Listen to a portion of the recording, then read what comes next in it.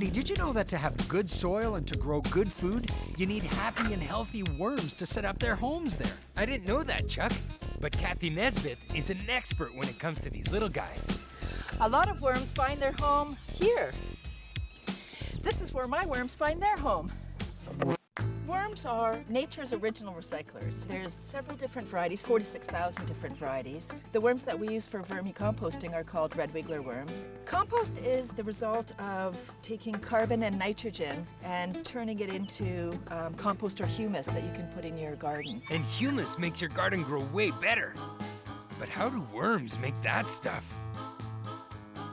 So when the worms consume the food, as the food travels through the intestines of the worm, it gets encased in gel, and each little worm casting or worm poo is like a time-release capsule, and the earth takes from it as it needs it. Oh, wow, I get it, Andy. Humus is worm poo. Ah, and worm poo helps your garden grow. And you send less garbage to the dump. Nice. Hey, Andy, did you know that worms lay eggs? These are the worm eggs. So up to 20 babies in each egg, 5 or 6 is the average. 3 weeks for the egg to hatch, 10 weeks to sexual maturity, and then every 7 to 10 days, they produce one of those cocoons. Whoa, check out those little guys inside the eggs. But where are they all gonna live?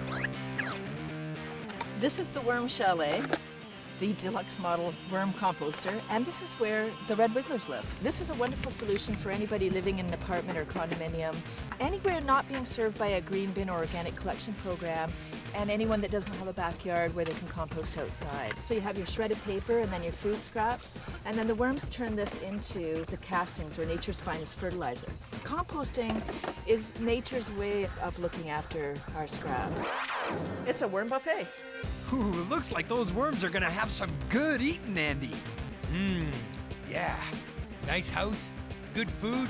What more could a red wiggler ask for? I love them.